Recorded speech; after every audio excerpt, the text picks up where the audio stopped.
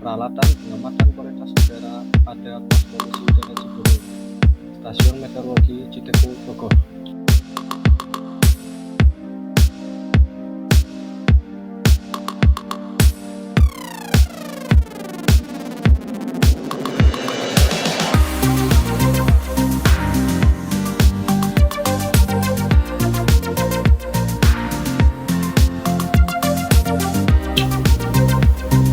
Yang pertama, Automatic Rainwater Sampler.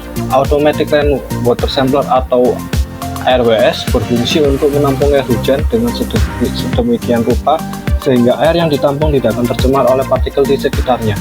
Instrumen biasanya selalu terhubung dengan sumber listrik baik pada saat hujan maupun tidak hujan atau dalam kondisi standby.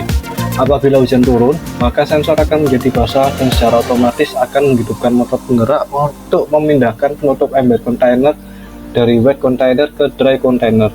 Apabila hujan telah selesai, maka beberapa menit kemudian sensor akan kering dan secara otomatis menghidupkan penutup ember container dari dry container ke wet container.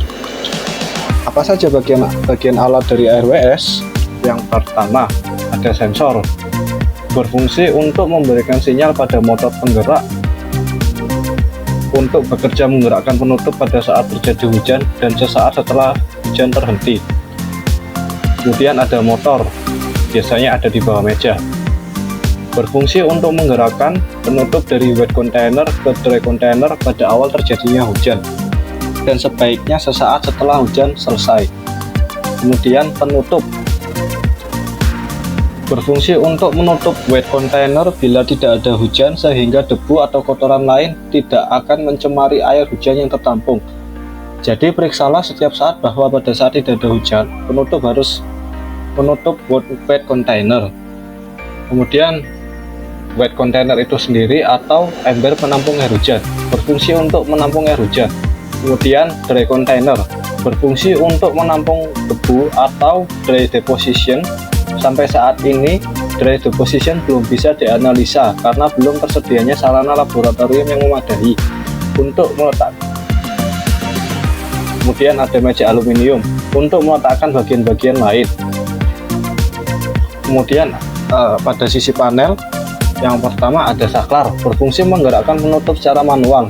Bila posisi saklar ada di dry, maka dry container yang terbuka atau penutup berada di atas dry container.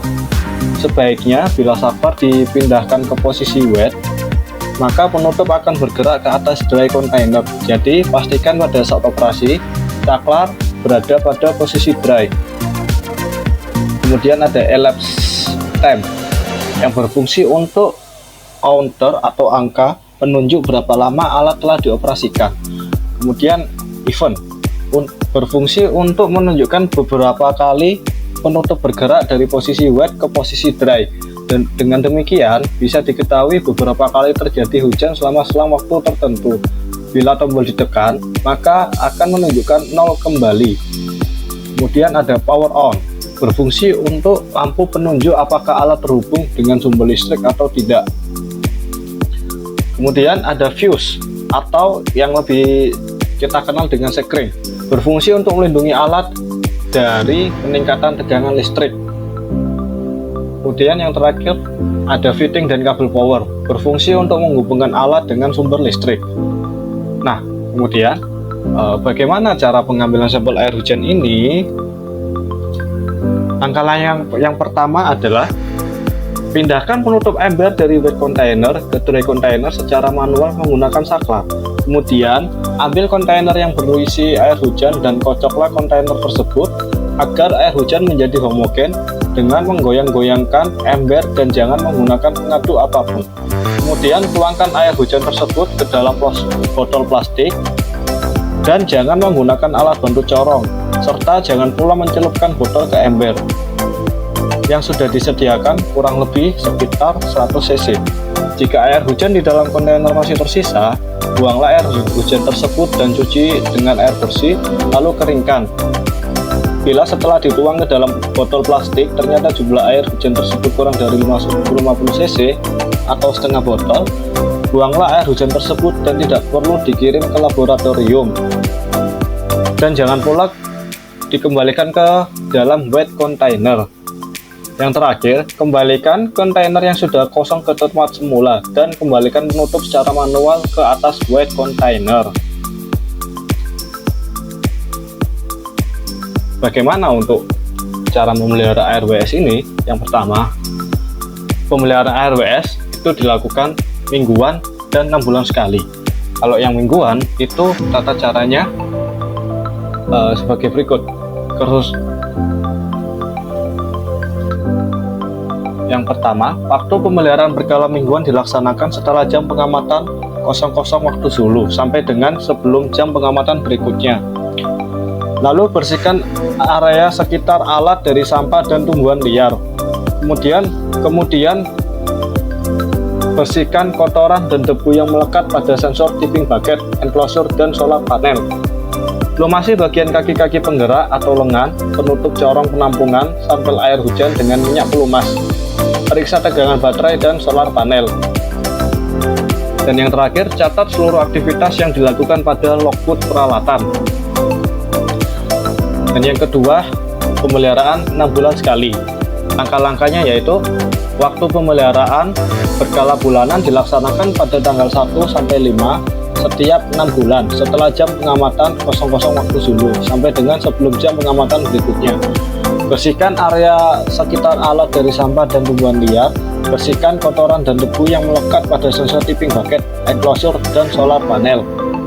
Lumasi dengan bagian kaki-kaki penggerak atau lengan, penutup corong penampungan, sampel air hujan dengan minyak pelumas. Periksa tegangan baterai dan solar panel. Periksa respon tipping bucket dengan menggunakan air dan gelas ukur standar. Periksa display pada data logger. Lakukan pengecatan pada dudukan alat dan enclosure. Dan yang terakhir, catat seluruh aktivitas yang dilakukan pada logbook peralatan. Nah, ini adalah bagaimana cara untuk troubleshooting. Apabila power supply tidak mengeluarkan tegangan sebesar 2-18 volt, maka lakukanlah penggantian power supply atau baterai. Apabila tipping bucket tidak mengeluarkan sinyal plus, maka lakukanlah perbaikan. Apabila data logger tidak mampu memproses input dan mengeluarkan output data, maka lakukan perbaikan. Apabila motor AC dan DC tidak berputar, maka lakukan perbaikan. Waktu pelaksanaan perbaikan dilakukan paling lama yaitu 2 kali 24 jam atau 2 hari setelah diketahui kerusakan pada alat. Dan yang terakhir, tentu pastinya catat seluruh aktivitas yang dilakukan pada logbook peralatan. Kemudian ada alat yaitu High Volume Air Sampler atau HVAS. High Volume Air Sampler atau yang juga dikenal sebagai lead sampler merupakan instrumen yang digunakan untuk pengambilan sampel udara bervolume besar untuk mengumpulkan total suspend particulate atau TSP. HVAS ini berfungsi untuk menghisap dan memompa udara masuk maupun keluar melalui sistem peralatan. Udara terhisap harus melalui filter sehingga SPM yang mengambang di udara akan melekat atau menempel pada filter. Volume udara terhisap dapat diketahui dengan flow meter. Nah, apa saja itu bagian-bagian alat dari HVAS? Yang pertama ada motor turbin high volume air sample, kemudian ada filter holder, kemudian ada flow meter, timer, power supply, order shelter, dan yang terakhir dudukan shelter. Nah, untuk pemeliharaannya, yang pertama itu bersihkan kotoran dan debu yang melekat pada outer shelter, filter holder, dan motor turbin. Kemudian periksa tegangan power supply-nya. Periksa juga karbon brush di dalam motor turbin HVAS. Apabila sudah habis atau telah mencapai pemakaian 500 jam atau kurang lebih 3 bulan, maka lakukanlah penggantian. Periksa respon flow meter terhadap putaran motor turbin pada kondisi pada filter. Lakukan pengecatan pada outer shelter dengan cat warna silver. Catat seluruh aktivitas pada logbook peralatan. Bagaimana cara memperbaiki atau troubleshooting dari HVAS? Yang pertama, apabila daya hisap motor turbin tidak normal, maka lakukanlah perbaikan. Apabila flow meter tidak mengukur aliran udara dengan baik, Dan apabila cadu daya tidak mengeluarkan tegangan sebesar 200 sampai 200 volt AC, maka lakukanlah tindakan perbaikan sesuai dengan buku manual yang ada di instrumen tersebut. BAM 1020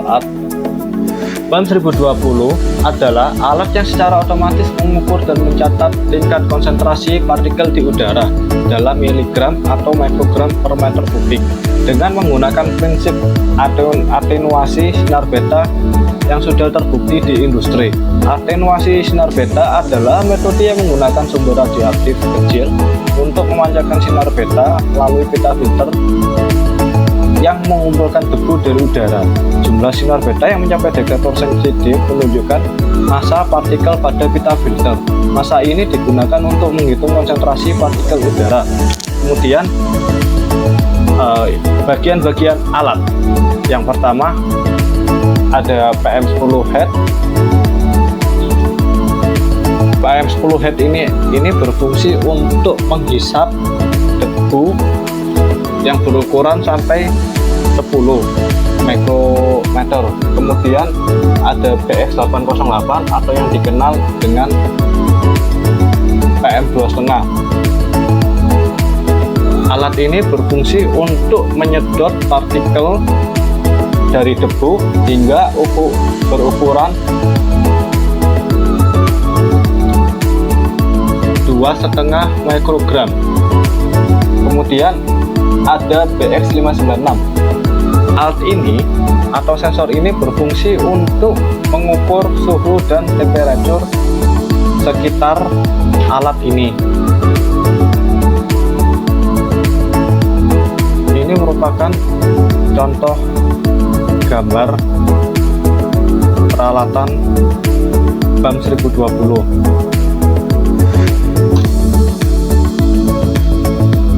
LCSAQ atau Loss Sensor Air Quality merupakan instrumen pengukuran partikulat meter 2,5, suhu, serta kelembaban relatif berbasis sensor yang dimiliki oleh Badan Meteorologi, Klimatologi, dan Geofisika, serta berbasis Internet of Things atau IoT. Instrumen ini masih dalam purwarupa atau prototipe, sehingga data yang dihasilkan oleh output sensor tidak dapat diakses secara terbuka baik oleh masyarakat maupun stakeholder. Kimoto AXA 14 Aerosol Chemical Speciation Analyzer atau ICSA 14 merupakan alat yang dikeluarkan oleh Kimoto Jepang untuk mengukur PM2,5 hingga PM10. ICSA 14 merupakan instrumen yang sangat kompleks dan canggih yang ada di pos kualitas udara Ciberium karena dapat mengukur parameter yang ada di AWS atau Automatic Weather Station yang terdiri dari suhu, RH, pressure, wind direction, wind speed, intensitas curah hujan, dan radiasi matahari. Kelebihan dari alat ini itu sudah berbasis IoT, jadi ini semacam AWS yang sudah terintegrasi dengan PM2,5 sampai PM10. Spesifikasi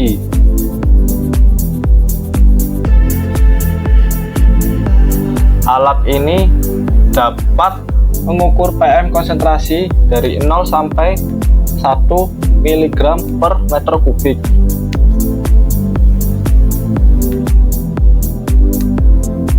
Dan dapat mengukur temperature, relative humidity, pressure, wind direction, wind speed, time amount, solar radiation.